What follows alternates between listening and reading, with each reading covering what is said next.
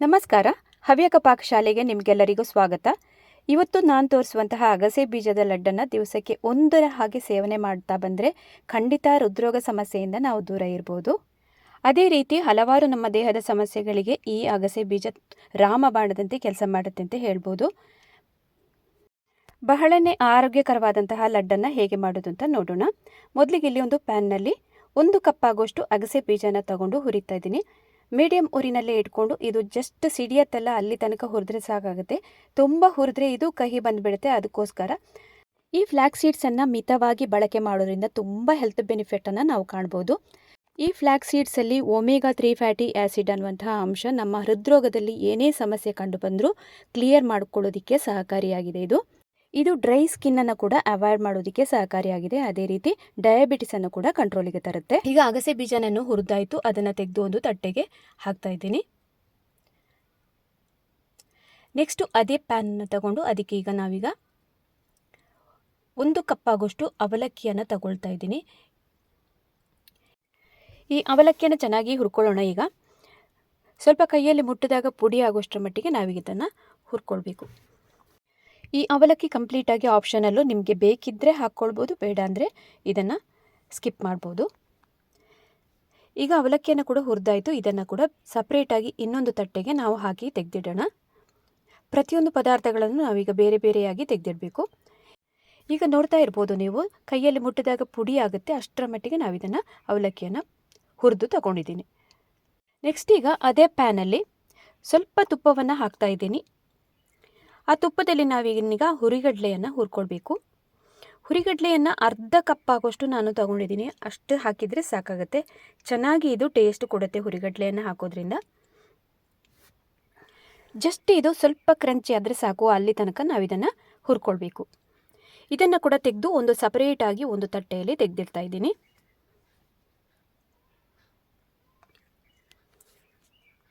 Next ಅದೇ ಪ್ಯಾನಲ್ಲಿ ಸ್ವಲ್ಪ ತುಪ್ಪನ ಹಾಕ್ಕೊಳ್ತಾ ಇದ್ದೀನಿ. ಮತ್ತೆ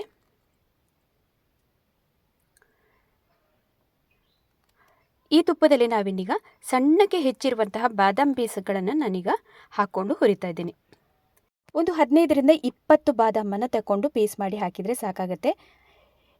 ಈ ಅಗಸೆ ಬೀಜದ ಲಡ್ಡಿಗೆ ಈ ಥರ ಗೋಡಂಬಿ ಅಥವಾ ಬಾದಾಮ್ ಪೀಸ್ ಎರಡರಲ್ಲಿ ಒಂದು ಯಾವುದಾದ್ರೂ ನಾವು ಹಾಕಿದರೆ ರುಚಿ ಇನ್ನೂ ಹೆಚ್ಚಾಗುತ್ತೆ. ಇದೀಗ ಬ್ರೌನ್ ಕಲರಿಗೆ ಬಂದಿದೆ. ಇದನ್ನು ತೆಗ್ದೀನಿ. ಈಗ ಒಂದು ತಟ್ಟೆಗೆ ಹಾಕ್ಕೊಳ್ಳೋಣ. ಸಪ್ರೇಟಾಗಿ ಎತ್ತಿಡಬೇಕು ಇದನ್ನು ಕೂಡ. ಇನ್ನು ನಾವೀಗಾಗಲೇ ಹುರಿದಿಟ್ಟಂತಹ ಪ್ರತಿಯೊಂದು ಪದಾರ್ಥ ಕೂಡ ಅಗಸೆ ಬೀಜ ಆಗಿರ್ಬೋದು, ಅವಲಕ್ಕಿ, ಹುರಿಗಡಲೆ, ಬಾದಾಮ್ ಇವೆಲ್ಲವನ್ನು ತಣ್ಣಗಾಗೋದಕ್ಕೆ ಬಿಡ್ತೀನಿ. ಇವೆಲ್ಲ ತಣ್ಣಗಾಗಿ ನಾವು ಪುಡಿ ಮಾಡಿಕೊಳ್ಳುವಷ್ಟು ಹೊತ್ತಲ್ಲಿ ಈ ಸೈಡ್ ನಾವು ಇನ್ನೀಗ ಅದೇ ಪ್ಯಾನನ್ನು ತಗೊಂಡು ಸ್ವಲ್ಪ ತುಪ್ಪವನ್ನು ಹಾಕ್ಕೊಂಡು ನಾವು ಇದಕ್ಕೆ 1 ಕಪ್ ಆಗೋಷ್ಟು ಬೆಲ್ಲವನ್ನು ಆ್ಯಡ್ ಮಾಡಿ ಜಸ್ಟ್ ಅದನ್ನು ಕರಗಿಸ್ಕೊಳ್ಬೇಕಾಗತ್ತೆ. ಪಾಕ ಎಲ್ಲ ಮಾಡೋ ಅವಶ್ಯಕತೆ ಏನು ಬೇಡ. ಬೆಲ್ಲವನ್ನು ಸ್ವಲ್ಪ ಪುಡಿ ಮಾಡ್ಕೊಂಡಿದ್ದೀನಿ ಕುಟಾಣಿಯಲ್ಲಿ ಹಾಕಿ. ಇನ್ನಿದು ಕಡಿಮೆ ಉರಿಯಲ್ಲಿ ಇಟ್ಕೊಂಡು ಇದನ್ನು ಕರಗಿಸ್ಕೊಳ್ಳೋಣ. ಬೆಲ್ಲ ಕರಗುವಷ್ಟು ಹೊತ್ತಲ್ಲಿ ನಾವಿನ್ನೀಗ ನಾವು ಹುರಿದಿಟ್ಟಂತಹ ಅಗಸೆ ಬೀಜ, ಹುರಿಗಡಲೆ ಇವುಗಳನ್ನೆಲ್ಲವನ್ನು ಪುಡಿ ಮಾಡಿಕೊಂಡು ತರೋಣ. ಪ್ರತಿಯೊಂದನ್ನು ನಾನೀಗ ರೆಡಿ ಮಾಡಿದ್ದೀನಿ. ಎಲ್ಲವನ್ನು ಹುರಿದಿಟ್ಟು ತಣ್ಣಗಾಗಿದೆ. ಇನ್ನಿದನ್ನು ಒಂದೊಂದಾಗಿ ನಾವೀಗ ಮಿಕ್ಸಿ ಜಾರಲ್ಲಿ ಹಾಕ್ಕೊಂಡು ಪುಡಿ ಮಾಡ್ಕೊಳ್ಬೇಕಾಗತ್ತೆ. ಮೊದಲಿಗೀಗ ಅಗಸೆ ಬೀಜವನ್ನು ನಾನು ಹುಡಿ ಮಾಡ್ಕೊಳ್ತಾ ಇದ್ದೀನಿ. ಅದಕ್ಕಾಗಿ ಮಿಕ್ಸಿ ಜಾರನ್ನು ತಗೊಂಡು ಇದರಲ್ಲೀಗ 3/4 ಭಾಗದಷ್ಟು ಮಾತ್ರ ನಾವು ಅಗಸೆ ಬೀಜನ ಪುಡಿ ಮಾಡ್ಕೊಳ್ಬೇಕು. ಸ್ವಲ್ಪ ಹಾಗೆಯೇ ಕೊನೆಯಲ್ಲಿ ಬಾಕಿ ಇಟ್ಟು ನಂತರ ಉಂಡೆ ನಾವು ಮಾಡ್ತೀವಿ ನೋಡಿ, ಆವಾಗ ಇದನ್ನು ಹಾಕಿದರೆ ತುಂಬ ಚೆನ್ನಾಗಿರುತ್ತೆ. ಉಳಿದಿರುವಂತಹ ಅಗಸೆ ಬೀಜನ ಈಗ ಸೈಡಿಗೆ ಎತ್ತಿಡೋಣ. ನೋಡಿ, ಇಷ್ಟು ನಾನು 1/4 ಭಾಗದಷ್ಟು ಉಳಿಸಿದ್ದೀನಿ ಇದರಲ್ಲಿ. ಇನ್ನೀಗ ಮಿಕ್ಸಿಗೆ ಹಾಕಿದಂತಹ ಅಗಸೆ ಬೀಜವನ್ನು ನೈಸಾಗಿ ಪುಡಿ ಮಾಡಿಕೊಂಡು ತರಬೇಕೀಗ. ತುಂಬ ನೈಸ್ ಆಗಬೇಕಿದು. ಅಲ್ಲಿ ತನಕ ನಾವೀಗ ನೋಡ್ತಾ ಇರ್ಬೋದು ನೀವು, ಇಷ್ಟು ನೈಸ್ ಆಗಿದೆ ಇದು. ಇನ್ನಿದನ್ನು ತೆಗೆದು ಒಂದು ದೊಡ್ಡ ತಟ್ಟೆಗೆ ಹಾಕ್ಕೊಳ್ಳೋಣ.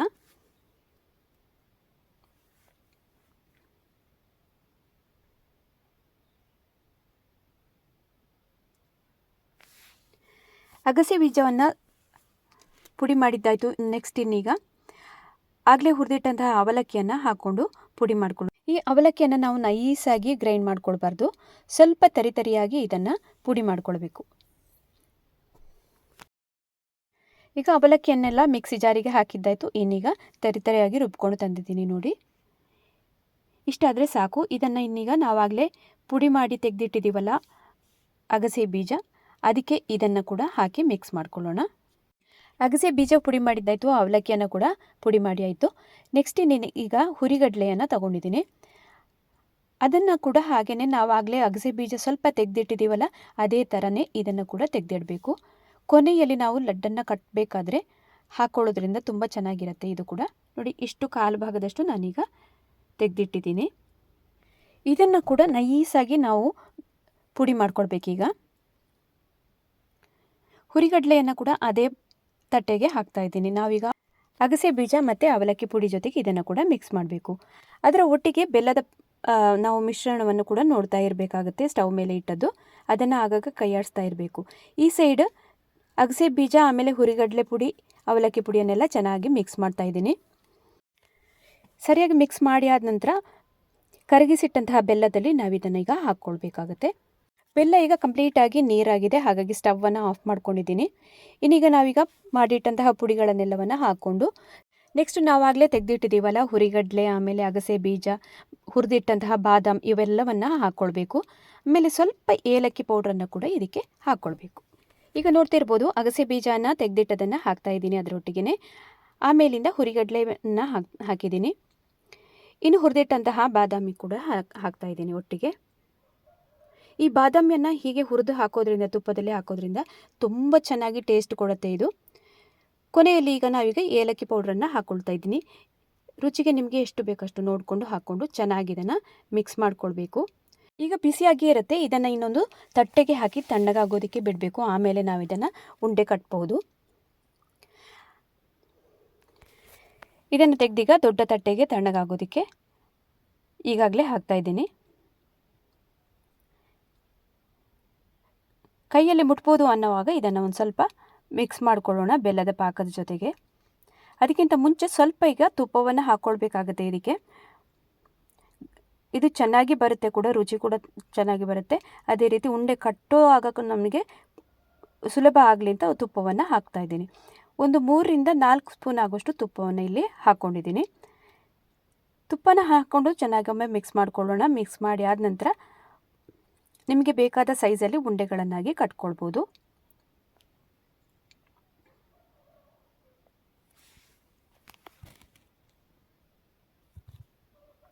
ಇನ್ನು ಅಗಸೆ ಬೀಜದ ಉಂಡೆಗಳನ್ನು ನಾವು ದಿವಸಕ್ಕೆ ಒಂದಾಗಿ ಸೇವನೆ ಮಾಡ್ಬೋದು. ಬೆಳಗ್ಗಿನ ಜಾವ ಕೂಡ ಇದನ್ನು ತಗೊಳ್ಬೋದು ಅಥವಾ ಸಂಜೆ ಆದರೂ ತಗೊಳ್ಬೋದು. ಯಾವ ಟೈಮಲ್ಲಾದರೂ ಒಂದು ಸೇವನೆ ಮಾಡಿದರೆ ಸಾಕಾಗುತ್ತೆ. 1ರಿಂದ ತಪ್ಪಿದರೆ 2, ಅದಕ್ಕಿಂತ ಜಾಸ್ತಿ ತಿನ್ನಬಾರ್ದು. ನಮ್ಮ ಆರೋಗ್ಯ ವರ್ಧನೆಗಂತೂ ಈ ಅಗಸೆ ಬೀಜದ ತುಂಬ ಹೆಲ್ತ್ ಬೆನಿಫಿಟ್ಸ್ ಇದೆ. ಇದರಲ್ಲಿ ಇರುವಂತಹ ನಾರಿನ ಅಂಶ ಆಗಲೇ ನಾನು ಹೇಳಿದಂತೆ ಹೃದಯದ ಆರೋಗ್ಯವನ್ನು ಸುಸ್ಥಿತಿಯಲ್ಲಿ ಇಡುತ್ತೆ. ಆಮೇಲೆ ಬ್ರೈನ್ನ ಆರೋಗ್ಯಕ್ಕೂ ಕೂಡ ಇದು ತುಂಬ ಒಳ್ಳೆಯದು. ಬ್ರೈನ್ನ ಫಂಕ್ಷನನ್ನು ಕೂಡ ಇಂಪ್ರೂವ್ ಮಾಡೋದಕ್ಕೆ ಸಹಾಯಕಾರಿಯಾಗಿರುತ್ತೆ. ಆಮೇಲೆ ಡಯಾಬಿಟಿಸನ್ನು ಕೂಡ ಕಂಟ್ರೋಲಿಗೆ ತರುತ್ತೆ. ಸ್ಕಿನ್ ಹೆಲ್ತನ್ನು ಕೂಡ ಇದು ಸರಿಯಾಗಿ ಮಾಡುತ್ತೆ. ಡ್ರೈ ಸ್ಕಿನ್ ಎಲ್ಲ ಇರುತ್ತೆ ನೋಡಿ, ಅದನ್ನೆಲ್ಲ ಇದು ಅವಾಯ್ಡ್ ಮಾಡುತ್ತೆ.